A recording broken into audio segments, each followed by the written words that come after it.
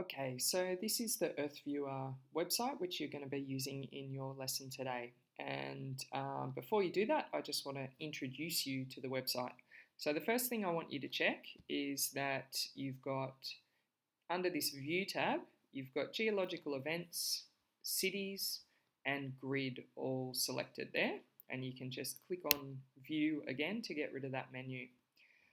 In the middle here, you'll see a globe of the Earth as it is today. And one of the things to note on this is the equator and the North Pole and the South Pole. And if we swing it around, we should be able to see Sydney here, and we can picture ourselves just slightly south of there.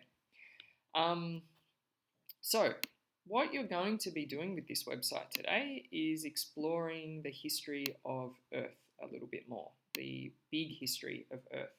And particularly, you're going to be having a look at this idea that there used to be supercontinents, that all the continents that we have today at different periods in time have been joined together into different formations.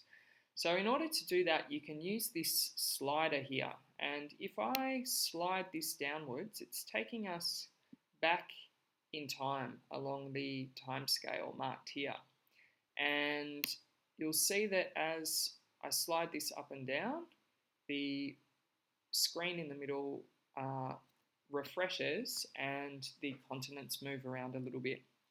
So the first thing we're going to do is slide backwards, and you can see I've positioned this very deliberately over the Atlantic Ocean because we've already talked a bit about the puzzle fit of South America here and this little corner of Africa here. And we want to see what happens if we go backwards in time. We can see them moving closer and closer together until eventually they're jammed right up against each other. And we can have a look, go a little bit, oh, my cities are jumping all over the place there. We can see that those two continents have fitted together, and that here we've got a series of geological features that now stretch across those borders and make quite good sense of them. So that's more of that evidence that we've talked about for the fact that there used to be a join here. If we slide our slider down so it lines up alongside here, we'll see here we've got that supercontinent with all today's continents jammed into it is referred to as Pangaea. And if you click on this, you'll get a little bit of information about Pangaea, which you are going to use in your research today. Now, if we go further back in time still to, let's say, a little over 500 million years ago, then we should see down here, this is not a supercontinent, but it is a very large landmass that predated Pangaea, and it's called Gondwana. And you'll see Sydney is kind of not really part of it, but this section of ancient Australia is part of it. Sydney didn't really exist yet. That was, just ocean where Sydney now is. But this little section of Australia was part of Gondwana. And Gondwana was made up of Australia, Africa, Antarctica, South America, and India. There might have been something else in there, but I think they're the main continents or countries that we know now that were part of it. And they were all joined together. It's sometimes referred to as the Great Southern Land, and you can see why, because it wraps right around the south section of the globe there. And if we tilt our globe up here, we can see the equator. Most of Gondwana is sitting below the equator there. And as you slide around, you'll sort of see slightly different views of Gondwana sort of joining and splitting away there. But you'll have time to explore that on your own. We now are going to go back a little bit further in time. We're going to move down past this period known as Snowball Earth, one of the periods known as Snowball Earth, and we're going to head back to about 1 billion years ago.